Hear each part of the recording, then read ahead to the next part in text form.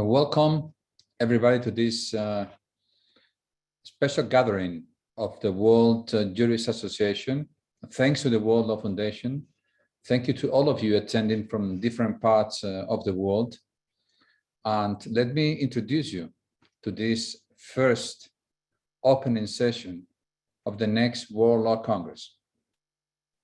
We're just enjoying the results of the last World Law Congress in Colombia, and we are already in our journey to next World Law Congress in New York, July 2023.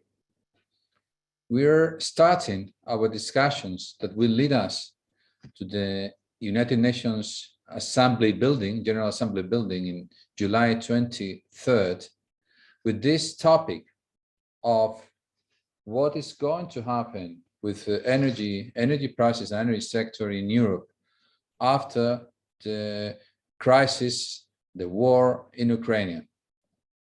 So are we degasifying Europe? Are we going to modelize, to change, to reverse our leadership into climate change, into a new green economy? What is going to be the impact of the war in Ukraine in our policies towards a green world and climate change war? So that's going to be the topic today, and that's connected with human rights. So people have access, need to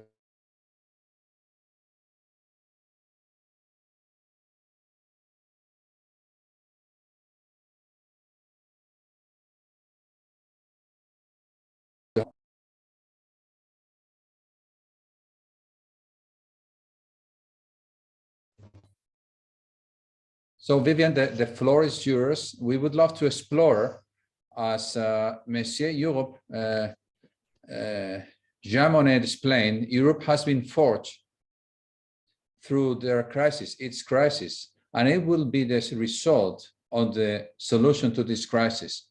So we are all discussing in Europe what is going to be the new prices of energy, what is going to be the resources of energy. Are we really challenging our leadership, world leadership, in green energies? Are we going to really reverse the situation where we're already in transition to a new model of organizing energy in the world? So Vivian, the floor is yours. Hello, everybody, ladies and gentlemen. I'm speaking to you from a very unusual place for this conference, from the premises of the European Parliament in Strasbourg. And while doing so, I would like to convey to you that it is a historical week in Strasbourg. You know that the European Parliament has its plenary sessions once per month in the city of Strasbourg, and the plenary session this week will be a historical one, because it will really go for the world's most ambitious set of climate laws. The voting will take place in the parliament on the Fit for 55 mega package.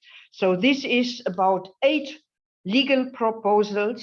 There are going to be hours and hours of debate and hundreds of amendments brought forward by the European parliamentarians.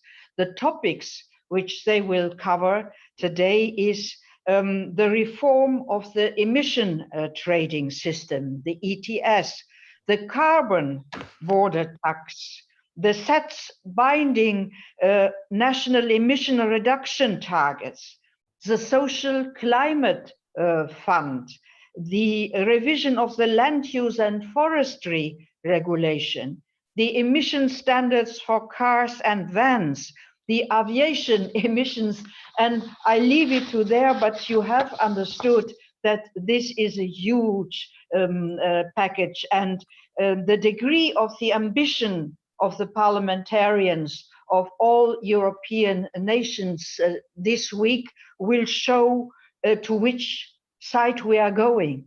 and will be also an answer to the question which Mr. Cremades has asked now. Are we going to be determined for building a green future, or are we going to be afraid because of all the crises which are happening in this moment?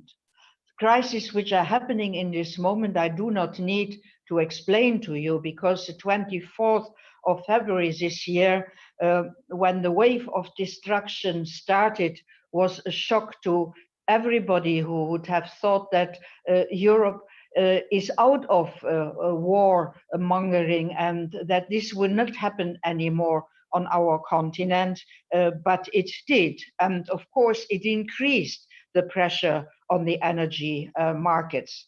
And during 2021 already, there were severe tensions because of the volatility of the gas prices on international markets.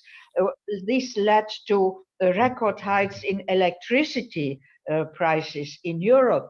And to the question, is this fair for the citizens, and is there a necessity to change the electricity market?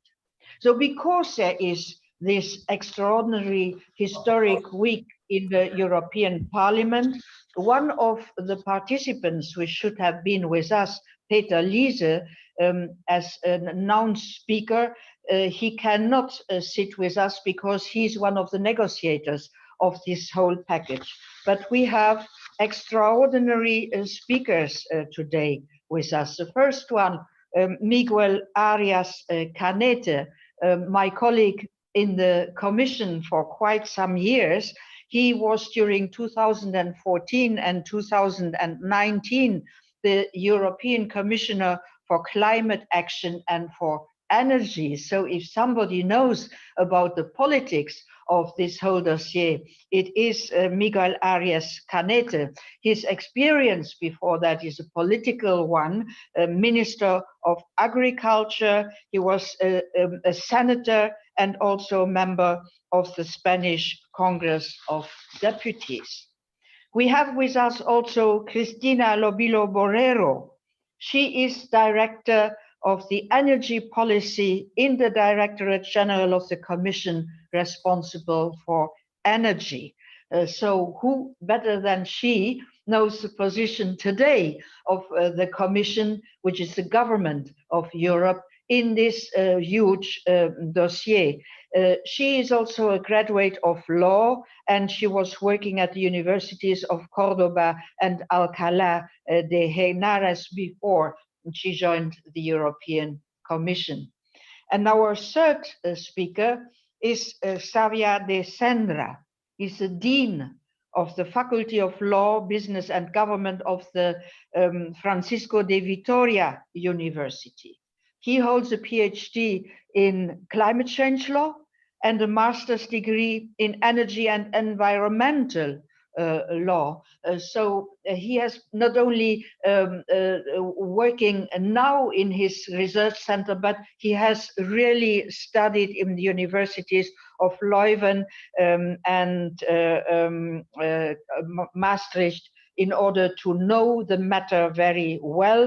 And he is a honorary senior research fellow at the University College of London today also. So we have specialists here, really specialists who can, from a different point of view, bring you to this matter. And I would like to start at once with Miguel Arias Canete. So Miguel, the floor is yours. Tell us your experience as an expert, and most of all, your experience as a political leader. Thank you, Vivian, and good afternoon to everybody. The main topic of this encounter is titled Degasifying from Russia or Degasifying Europe. The quick answer is we have to do both things. For reasons of energy security, we have to phase out our dependency on Russian gas, but to do so, we have to accelerate our energy transition towards climate neutrality in 2050, substituting fossil fuels with renewable and clean energy.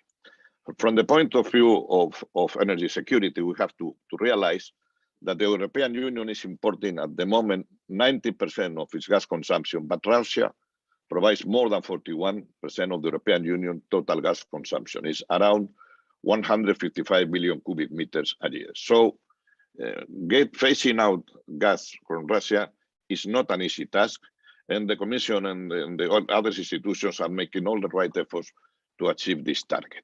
The Commission started with a communication in the 8th of March under the title Repower EU, the first one, telling that the European Union can reach independence from Russian gas well before the end of the decade. So that was the framework. But the Commission also said at that stage that to phase out our dependence from fossil fuels from Russia, not only gas, but also oil and coal, the Commission said that full implementation of the European Union Fit for 55 proposals would lower our gas consumption by 30%, which is equivalent to 100 billion cubic meters in 2030. So the package that is being discussed today is fundamental, not only to fight climate change, but also to deliver energy security at these very complex moments in the war in Ukraine. But the Commission also said that together with additional gas diversification and more renewable gases from loaded energy savings and electrification, all together have the potential to deliver jointly at least the equivalent of 155 billion cubic meters, which is the actual imports of Russian gas. And this is also an exercise who will require additional expenditure, more than 200 billion euros from now to 27. But those expenses will pay back because the European Union will save 80 billion euros in gas import expenditures, and in addition 12 billion in oil and 1.7 in coal. The Council of the European Union also agreed on the target of phasing out dependency from Russia as soon as possible, as said in the Versailles Declaration. And there was something that happened that has not been probably appreciated, the importance of that event, which is the joint statement between the European Commission and the United States on European energy security that happened on the 23rd of March. But it's a very important step forward because the United States and the European Commission declared a commitment to reducing Europe's dependency on Russian energy. They created a joint task force on energy security, and the United States was starting to work with additional partners to ensure additional LNG volumes for the European market for this year, at least for 15 billion cubic meters. And the European Commission will work together with member states so that we have a stable demand for additional US LNG until 2030 of approximately 50 billion cubic meters per annum. So there is action on the ground. The Commission put another stronger plan, the Repower EU plan, requested by the European Council.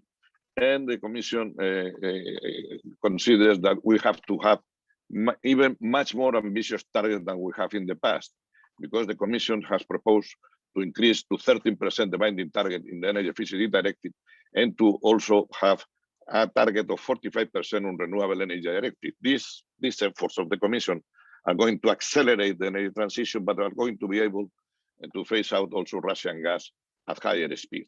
It won't be easy. It won't be easy. It will be challenging, and the Commission also has established targets for hydrogen, and also has for solar photovoltaic panels. So there is a lot of activity in this process of accelerating the energy transition, including working also how to solve the problem of slow permitting. So we are on our way to phase out Russian gas. It's pretty clear. There is a commitment from the Commission. There is a commitment from the Council. The European Council has supported all these efforts, and there is a compromise that probably before 2027 we will not be needing Russian gas. But at the same time that we are leading with this crisis of Russian gas, because we will be able in the future, in 2050, we will have a climate neutrality, and in that area, in that moment, there will be not fossil fuels in the energy mix. But in 2030, still the fossil fuels will be an important part of the energy mix. But the Commission is doing all the right movements towards this solution. The problem that we have at the moment is that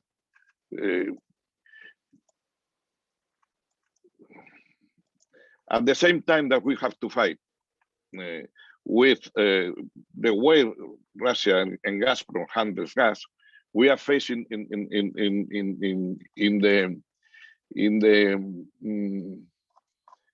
the shorter time a very increase of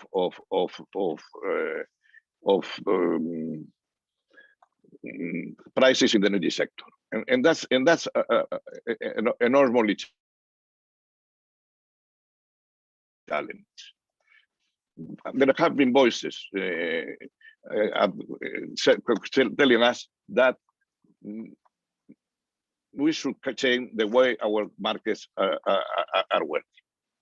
And that's a much more complicated thing, because to decouple from Russian gas, we have very pretty clear ideas. Everybody shares the need to diversify suppliers, routes, the need to accelerate the energy transition. That's not the problem. The problem is that to face the higher rise prices, we have also Russian gas has influence in this exercise. Many people raise if the gas is true, there will be intervention in the gas markets. And the European Union electricity market is based on a marginal pricing methods and the pay as clear market, which means that everybody receives the same price for electricity at wholesale level. But as gas-fired plants are currently still frequently needed to meet electricity demand, the price of gas has a big impact on the cost of producing electricity that we are experiencing now. But there is also a consensus in the European Union that the marginal pricing model is the most efficient for liberalized electricity markets and the most suited to foster electricity energy transition, energy trading, across member states on the wholesale market. And a more important thing is also tailor-made to promote integration of renewable energy, which drives down prices thanks to the operational costs. So interventions in the markets entail risks for long-term investments, such as investment in renewables. And this regulatory risk, the risk that the regulatory environment will change during the life of the investment, will lead to higher financing costs, which are particularly relevant because renewables are highly capital intensive. This will slow the energy transition and make it more costly. Very recently, ICER has made a final assessment of the European Union wholesale market design. It was delivered in April 22, and ICER concludes that the benefits of the market, the last decade cross-border trade, and the major effort done to integrate electricity markets in Europe have delivered big benefits for consumers of approximately 34 billion euros a year. The electricity market design also facilitates the significant update of renewable generation, and the acceleration of which is likely to prove a prerequisite to achieve the European Union's ambitious decarbonization trajectory at pace. So conversely, ill-designed emerging measures or distorting price signals by interfering in market price formation may roll back market integration and overall competition, endangering the benefits achieved up until now and possibly increasing the overall cost of the energy transition ahead. To conclude, I will say that phasing out Russian gas is underway. All the needed tools have been put on the table by the European Commission. The Council has backed this strategy, and we will probably, before the end of the decade, around 2027, to get rid of gas. But also at the same time, we have to reduce our gas consumption for reasons of achieving our climate targets. And I have to end saying that the European Union has the most ambitious climate targets of the world. They have solid policies needed in the legal framework to achieve them. And as we are underway, we will be able to decarbonize our economy. And the problem of Russian gas will be something of the past in the future if we continue to do the things well as we have been doing up to now. Thank you, Miguel. That was a heavy load of explanations on where we are standing, and as you rightly say, how difficult it will be, although we have a very clear and ambitious targets to arrive there without difficulty, not forgetting the investments and not forgetting the citizens. And now I turn to the person who has in her hands in this moment the policies of the European Commission, of the European government, and who has been drawing the vast and important package the Parliament will discuss and vote on this week. So, Madam Cristina Lobio Borrero, can you please explain where we are standing and where we are going, and how we can make this? It won't be easy of Miguel to say after some years, well, we have done it nevertheless. Thank you very much, first of all, to the World Law Foundation for inviting DG Energy to this event. And thank you very much, Madam Reding, for your introductory remarks, and to Miguel Cañete as well for your explanations on the current moment that the European Commission is leading with regard to the different energy policies work streams. So allow me to, I will be very structured and brief because many things have already been said, but allow me to start by giving some background. Before the invasion of Ukraine by Russia, we already experienced a very high surge of prices, energy prices in the European Union. Prices in particular, the last October, gas prices increased due to the increase in global demand due to the recovery of the COVID-19 pandemic. And immediately after the invasion of Ukraine, first of all, it's a human tragedy. It's a word that the European Union has condemned strongly, but also has made very relevant the need to accelerate our energy transition and to review our energy landscape in the European Union. Our leaders in Europe have already discussed 5 times in the European Council how to deal with this situation. And the outcome of all these discussions have been the REPower plan that was adopted by the College of Commissioners the last 18th of May, and also endorsed by the European Council. First of all, allow me to also to make one important point. REPower is about getting independent from Russian fossil fuels. But we need to do it through a wide range of actions, tracing across all the dimensions of energy policy. We need to do so for one fundamental reason. Russia is not anymore a reliable supplier for the European Union. If we look at the most recent events, I would like just to mention 3 or 4 that will give you an idea of the dimension of the dramatic situation that we are living in the European Union. Gazprom decided to cut gas flows to Bulgaria and Poland, also electricity and gas to Finland, and also they adopted a decree that obliged companies in Europe to pay in rubles.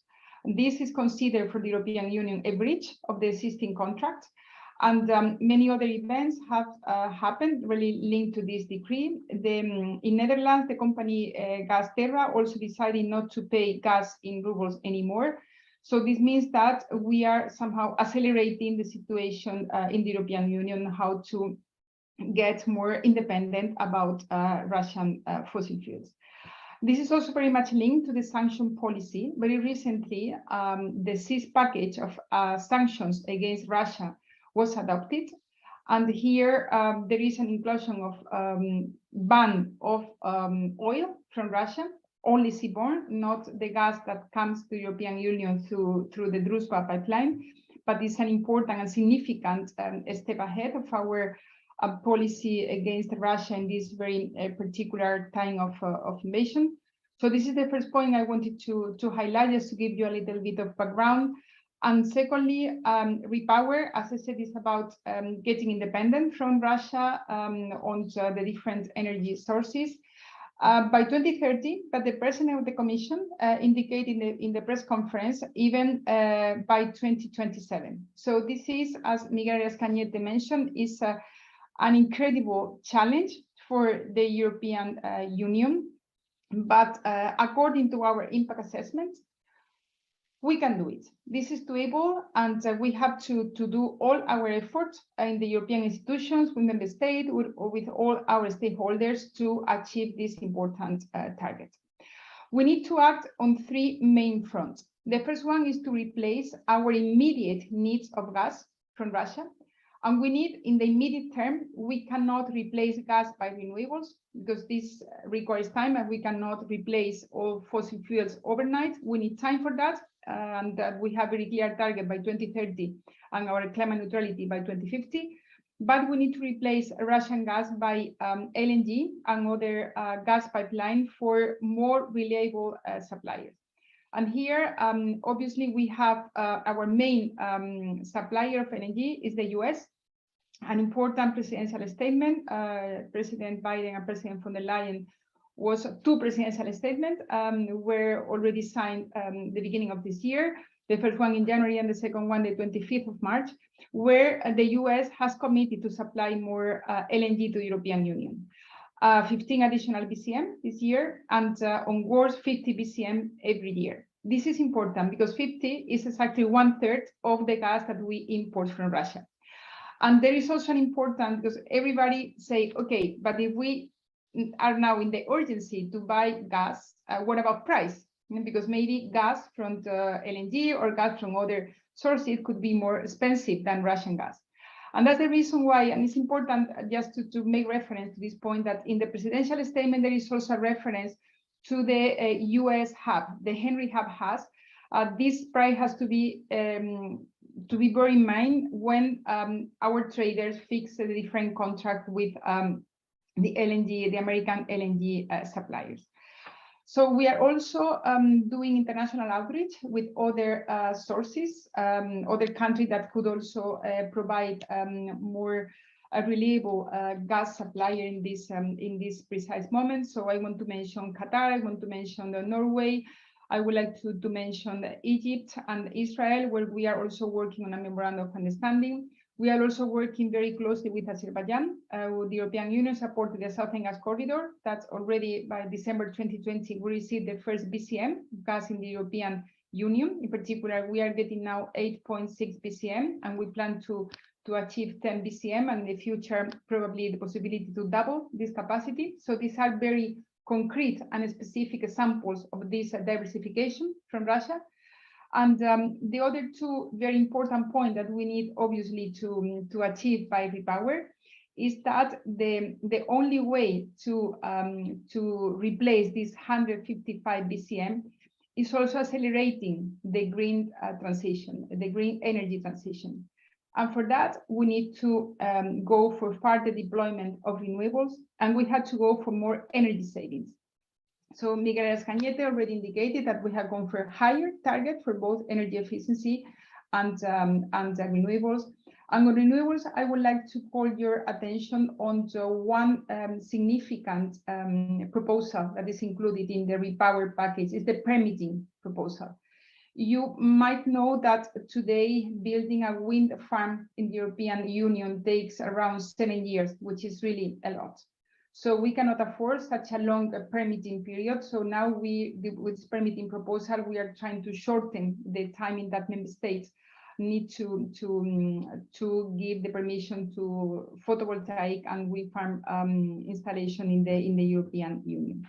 And finally, maybe one word on investment, also to complement what Miguel Arias-Cañete has already mentioned. In the repower, we have an important leg also related to investment. We have proposed to extend the recovery and resilience plans with an additional 300 billion euros that member states could use as a new leg of the RRPs, the recovery and resilience plans, that need to be focused on security of supply. And here there will be additional budget for deployment of renewables, for deployment of energy savings, but also to very targeted and specific gas and oil investment. Very targeted because obviously we cannot go, I mean, again, the repower builds on the Fit for 55. We are not abandoned, we are not backtracking, on the contrary, we are accelerating the Fit for 55. But we need very specific and targeted investment on some infrastructure that could help and will help indeed to accelerate the objective to get independent from the Russian fossil fuels. I stop here. I think that now the most important point will be also to listen to other panelists and to go for the Q&A sessions. Thank you very much. Thank you for this very important input and for saying clearly and with examples, we can do it. And we have decided to do it in a multiple phase. So that does not put into question what Miguel just said before. It will be very difficult, and certainly our next speaker is going to analyze the degree of difficulty and of risk also, but also the degree of risk when we don't do it from the point of view of the researcher. Javier de Sandra, the floor is yours. Thank you very much, Vivian. Thank you so much to the World Jurist Association for the invitation to participate at this panel. And indeed, a lot of very interesting remarks and a lot of data has been provided so far by the two previous speakers. So allow me to provide a slightly different angle to try and indeed complement and answer specifically the issue about the risks we might be facing right now. I think that the first point, and an obvious one, but important one, is that this crisis caused by the Russian invasion of Ukraine is indeed of a global nature. And although it has a clear impact on the energy world markets, it does have other impacts as well. And most importantly, we cannot be sure yet as to the evolution of that crisis. And this, of course, is going to have an impact on the capacity of the EU to make progress on its climate change and energy policy, legal and regulatory framework. So we need to look at it as a global issue in which the EU, of course, has a very important stake. And from that perspective, from the global perspective, we need to take into account and to keep in mind that the EU has been making indeed a lot of progress in the last, I would say, 2 decades, a bit over 2 decades on the road towards decarbonization. So this crisis is important, but it does not have, in principle, the capacity to derail the transition of the EU towards decarbonization unless the war really acquires a more global dimension. And this is for 2 reasons. This is because the EU has indeed been not only expanding its legal and regulatory framework to promote decarbonization, but also has deepened it substantially over time. So the legal framework, the law on paper, has been evolving to such an extent that indeed, as Christina was discussing a moment ago, it really has covered all the emissions from the entire EU, whether in the ETS or outside of the ETS. Moreover, it has a clear pathway all the way towards 2050 to achieve climate neutrality. Now, this law in paper would not be enough if it was not for the fact that the EU has, by and large, achieved the goals it had set for itself. So we have a very current report, the latest report from the European Environment Agency, the Trends and Projections in Europe 2021. It does say that the EU has achieved all its 3 2020 climate and energy targets of reducing greenhouse gas emissions by 20% compared to 1990 levels. It has increased its share of renewable energy up to 20%, and it has improved energy efficiency also by that much. Moreover, although the latest reductions are connected to the COVID-19 pandemic and the magnitude of rebounds is not clear yet, it is clear nonetheless, according to the agency, that the EU has achieved those targets and is on track to achieve the 2030 targets.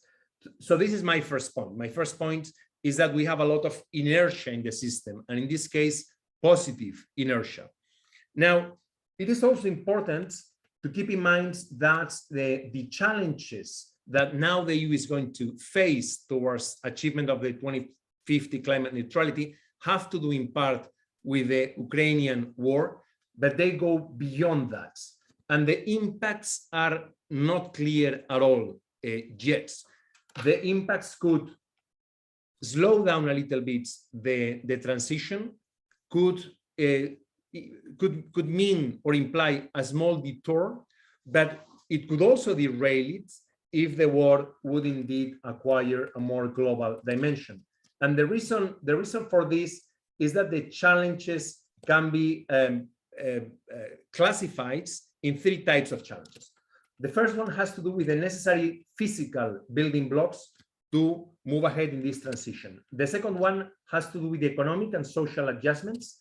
And the third one has to do with the governance, the institutions, and the commitments. So let me just explain a little bit each one of those challenges.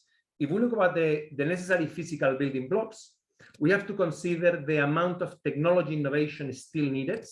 We also need to consider the need to create supply chains that enable the deployment of new technologies, many of which are global in nature, but also the availability of natural resources that are needed.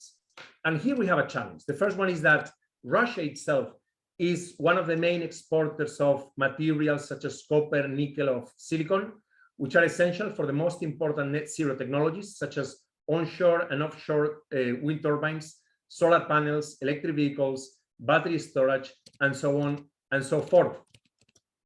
But there is also a fact that the need to answer to the Russian invasion of Ukraine towards an acceleration of the penetration of renewable energy means that the global demands for these rare materials is only going to increase. And Europe has resources on the ground, but is not a large producer so far of many of those materials. So it will either have to ramp up the production, and we know, for instance, that in Spain has many of these resources in abundance, and or it will have to import from other regions. Also, another challenge is the fact that the transition was going to involve always an increase in energy prices. That we know. That this Russian invasion of Ukraine has significantly increased those energy prices. This has a good influence on the transition, but also a more problematic one. The good one is that the market signals for the expansion of investments into renewable energy and energy efficiency are much more clear now. So in some cases, some industries that were hard to decarbonize might start considering investing in renewable energy solutions, in substitutes indeed. And one of those substitutes might be hydrogen, preferably green or blue hydrogen for some industrial sectors. But on the other hand, it has the potential to create a lot of energy poverty, which is moreover compounded by the recession generated by COVID. We have the example of Spain, where this new phase of the economic crisis is getting more and more serious with very high inflation, almost 10% this year, growth in GDP that is nowhere near what was estimated by the government not so long ago, and indeed the incapacity by a large amount of population to face for a long time the increase in energy prices. So certainly there needs to be some activities, some public intervention, governmental intervention, as indeed it has taken place already in Spain, following up the Repower Europe analysis from the Commission and the possibilities for taking some measures that align with EU law and EU state aid law to indeed control the increase in energy prices.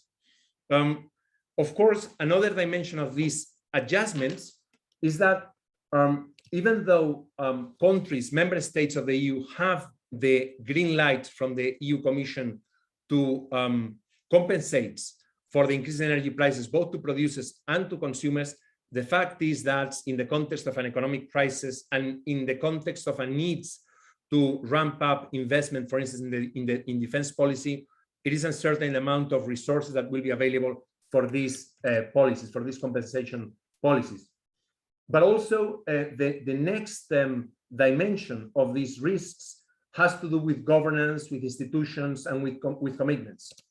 It seems to be that the war is generating certainly a big change in the global world order, but also we see that Russia is getting support from a number of member states, a number of states throughout the world, and this has the potential to make more complex the global supply chains that are needed for the transition. Indeed, we are looking, and the EU has devoted quite a bit of time in the Repower Europe to look at external energy policy and to look at the necessity to work with reliable partners. And here in those reliable partners, there are traditional reliable partners, let's say the EU or Canada or Australia mentioned in the documents from the Commission, but also other partners in the transition, in the climate transition. China, for instance, is a leader in the production of renewable energy windmills or solar panels, and it has a vested interest in ensuring that global supply chains do work properly, not least to keep exporting to the European Union its own products. So there is a need for the European Union to work and make sure that the supply chains needed for this transition are not weakened and new ones are created, for instance, in the context of hydrogen, but also to work to make sure that the standards for hydrogen, for instance, are adopted and are adopted globally, because otherwise the uptake of hydrogen is going to be seriously limited. And also it needs to make sure that multinational corporations have enough certainty to cooperate through investment in this transition. And multinational corporations, of course, are facing a lot of political risk right now. So all in all, I would say by way of conclusion that, and some experts will agree with this, in the context of the global contraction of GDP, 3.3% this year, and the increase in global public debt as well, 28% this year, up to 256% of global public debt globally. The challenges to achieve a transition that for the EU would not be too problematic are indeed gathering speed. And although the right measures, the right policy measures, and the right legal measures are certainly in place, I will agree completely with the previous speakers on this, especially Miguel, the challenges are very large indeed, and they might mean a detour, a delay, and hopefully not a complete disruption. I don't believe so, but we need to consider that possibility as well. And with that, I conclude my first intervention. Thank you so much.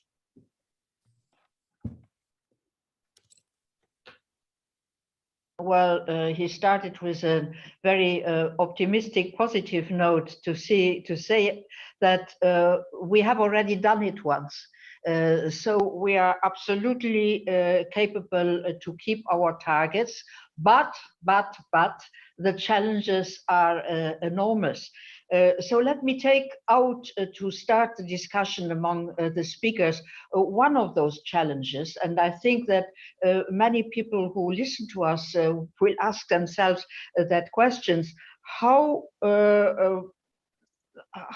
far can we control this, what Xavier told, the energy poverty, inflation plus prices, and capacity of or non-capacity of the member states to compensate, changing of the rules also for compensation, which have been set up by the European Union. So how does all this influence not only our industry, but mostly our citizens? Miguel, the floor is yours first. Well, certainly it's a very complex situation, because it is true that when we have engaged in an energy transition, we are getting away from fossil fuels that emit greenhouse gases and going to renewable energy, which will be cheaper in the end. So we will arrive as an energy system, which at the end of the way or in the middle of the way will be cheaper than the actual one. And that's really is the problem. Is the problem. We are going in the right direction because we have to electrify our economy, and we have to arrive to an energy mix in which electricity 80% will be produced by renewable sources, and also there will be nuclear energy on that will be also there delivering clean energy. And at the same time, we will have hydrogen and other gases. In the end, we will have a system which will be cheaper, more efficient, and will respect the environment, because we have a responsibility, a global responsibility, to be leaders on the climate change battle. This is very clear. It's also clear that in a moment like this, and we have a very peculiar situation, the economic recovery after COVID, which has made the countries, all the countries, grow at very high levels and has demanded more use of energy, and the impact that that gas is having in the electricity system and in the markets, so mainly marginal markets, that creates that the governments start to be very nervous. Many. Some governments have asked that our market design should be changed.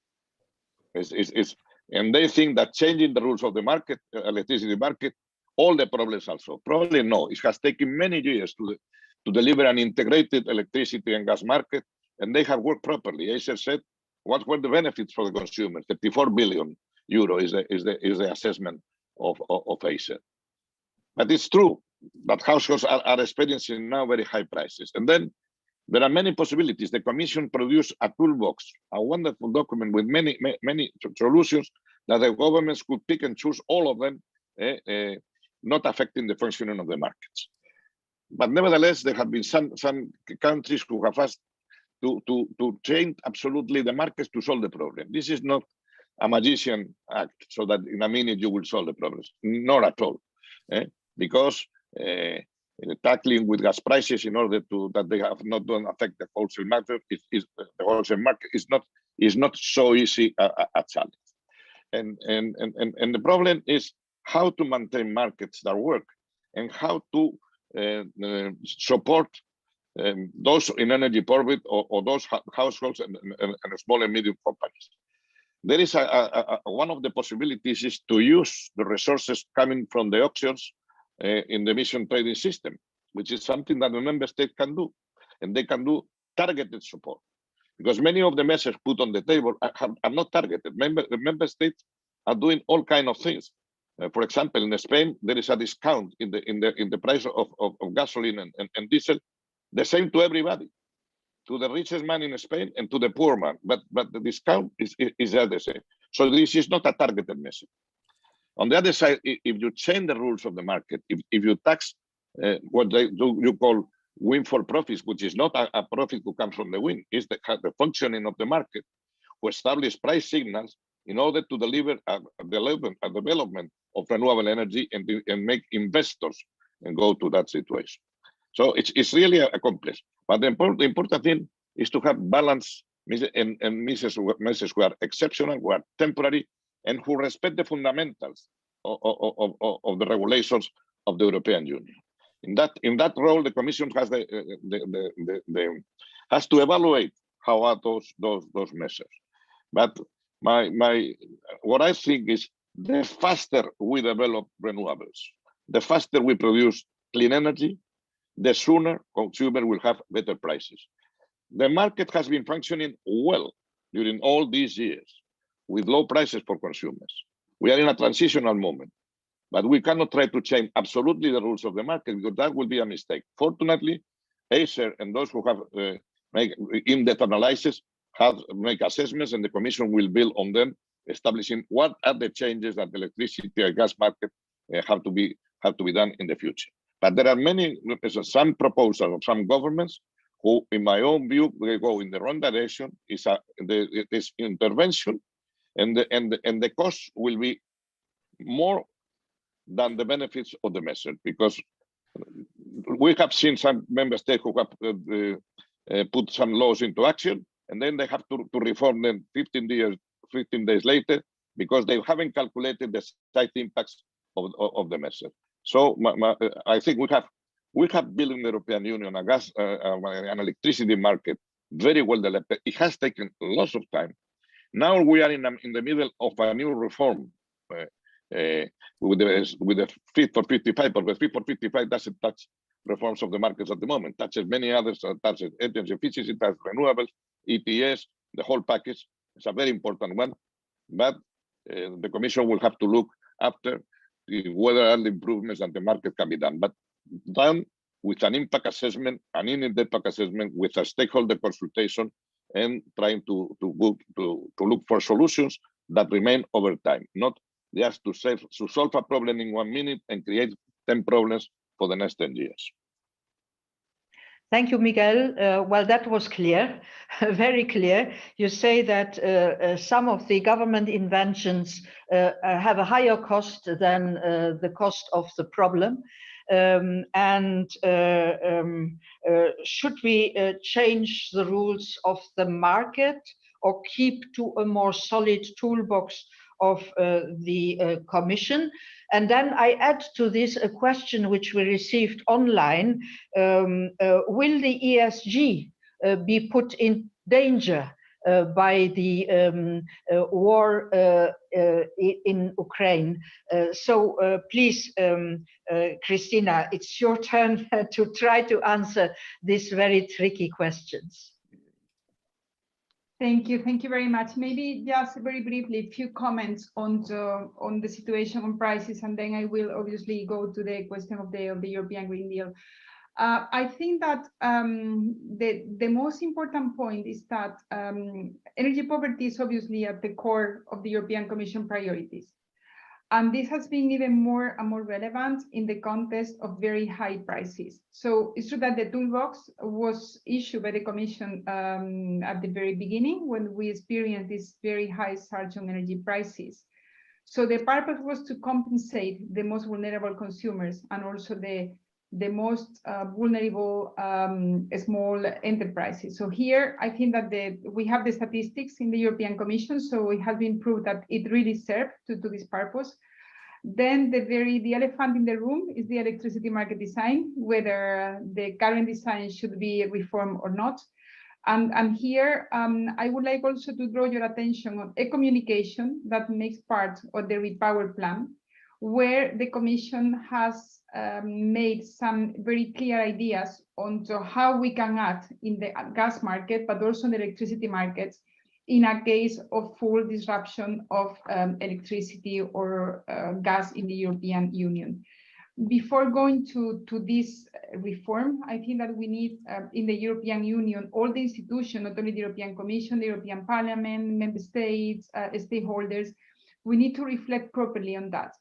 Because it's true that what is at the root is the very high gas prices. And this is what we need to look into that. So it's true that the electricity market design currently has provided huge benefits for the European consumers. And now before going into a reform, we need to look into the different ideas, because I mean, we cannot target the high gas prices with a reform of the market. Maybe some adaptations could be needed, but before we need a proper reflection based on this communication that I really draw your attention on that.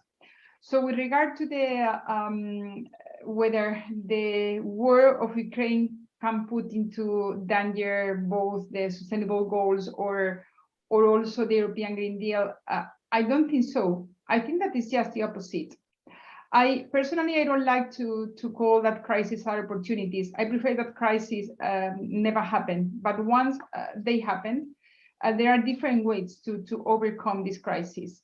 And in a particular case of Ukraine and our dependency from Russia, I think that the Repower goes for somehow an acceleration of our sustainable policy.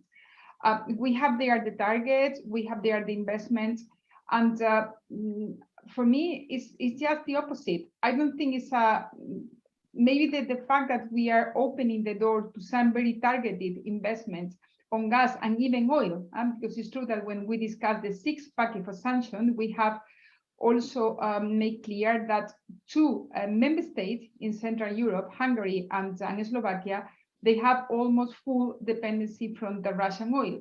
And this is a reality today as well. So that's the reason why we have put on the table the possibility to invest on very targeted infrastructure to help those countries who are most in need. But again, for me, the repower is an opportunity to accelerate, to further deploy renewable energies. I want also to call your attention on one important source of energy is hydrogen. Hydrogen has not been mentioned so far in this event. And in the European Commission, we consider hydrogen as one of the most important energy sources in the future. It's true that currently we don't have a huge development of hydrogen. In the European Union, only 2% of the hydrogen we produce and consume is renewable hydrogen. We need to further develop technologies, electrolyzers to produce green hydrogen. But there is one figure in the communication that is very important. We need to import by 2030 additional 10 million tons of hydrogen, and to produce domestically 10 million tons of hydrogen, which is really, I mean, it's very challenging, but we have the investment on the table just to further deploy the electrolyzers that are needed for that, and also to reach out international partners who have very strong potential to produce hydrogen. There are some countries in Latin America, but also some countries in the north of Africa. So we really need to liaise with them and to reach out in order to achieve this target. So for me, Repower is a new opportunity also to even to more relations with our international partners to exchange know-how, and it's an opportunity to achieve together the objectives of the Paris Agreement. So Repower is, in my view, an accelerator of these sustainable goals and the Green Deal in the European Union. Thank you. Thank you for this very strong answer. Yes, actually, the invasion of Ukraine was a wake-up call for Europeans to understand that if they want to have their own power in their hand, well, they have to change some of the rules and of the behavior.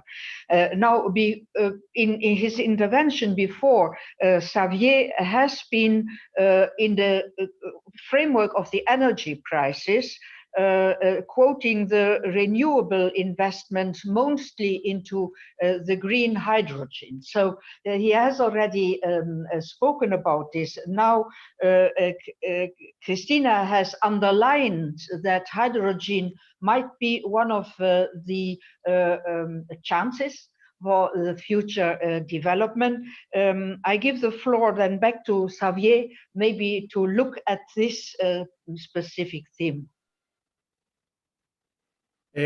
Okay, yeah. Well, indeed, there has a little bit been said about hydrogen, and as one of the main or one of the elements indeed in the energy mix that has the potential to promote the achievement of the Paris Agreement's targets. Now, of course, much has been discussed about it in the face of the International Energy Agency forecasts about global energy demands, which is indeed going to increase. And of course, these are just figures that go way into the future. But the IEA is talking about an increase of between 25 and 30% or so of increasing global energy demands by 2040. And that will need clean energies, including hydrogen. Now, hydrogen is usually characterized in three, as coming from three different sources, and that gives way to the names of green, blue, or gray hydrogen. The gray hydrogen is the one that is coming from fossil fuels, and the blue hydrogen is the one coming from renewable energy sources. The green one is the one that would have a zero in net terms contribution to greenhouse gas emissions. So from the perspective of climate change, it would contribute to the targets, just like blue hydrogen. Now, the problem with green hydrogen, I mean, the problem is not a problem, but some of the questions or the challenges about its viability have to do with the high production costs and the comparison with renewable energy costs. As Miguel was discussing before, in the long term, with an 80% penetration of renewable energy, and marginal costs of most renewable energy sources being close to zero, it is unclear what will the contribution of green hydrogen be to the energy mix. This has to do with the investments, being made now in green hydrogen.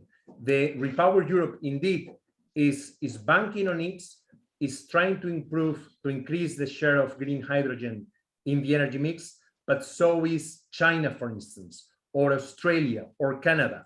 So there are good reasons to think that if the right investment is made, if standards for green hydrogen are developed globally, if the infrastructure progresses quick enough, green hydrogen will make an interesting contribution to the energy mix.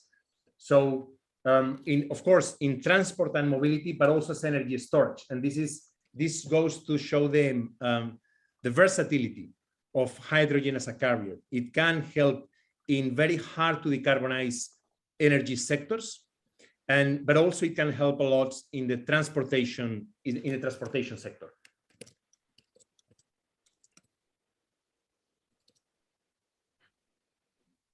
I would like to thank the three speakers for their insight. We have very little time left, but we have problems left, which we did not touch.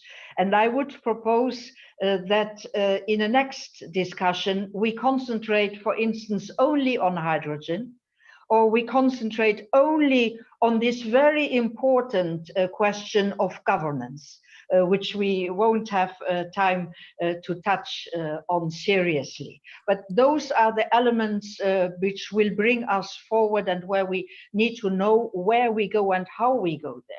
If I can make a very small resume of what has been said, at least what I have taken away from this is, yes, it will be difficult, but yes, we have already shown that we are capable to do it. And to know the invasion of Ukraine is not going to be a step back for what we are doing, but a step forward, because it was a wake-up call. And we are going to do things in a more concerted way, and we have to invest in the right way, and we have to do it quickly. So that is what, in a positive way, I take out of the contribution of these three wonderful speakers we have had. I thank all of you, and I give the floor to Xavier Cremades so that he can give the last intervention. Thank you very much, Christian, Vivian Redding, for your leadership and your moderation in this roundtable. Thank you, Commissioner Arias Cañete. Thank you, Professor De Centra. Thank you, Cristina Lobillo. It has been a pleasure learning from you. As Vivian was mentioning, this is the first discussion we're starting with the energy sector. I think it's connected with the purpose of the World Jurist Association to promote peace through law. So that means the rule of law is going to govern not just the economy or the touristic industry or the health industry, but also the regulated industries like the energy industry. I think we need good policies to serve the citizens. We need the stability in the regulation of the industry. We need to make clear some points. I like the idea of Commissioner Arias Cañete that wind for profit are not just dropping from the air, but that's part of the incentives that we are producing and we are using to decarbonize the economy. Is something we really need, and where Europe should not be at crossroads, should be at full speed in order to accelerate this transition in any way. thank you everybody for attending this first opening session.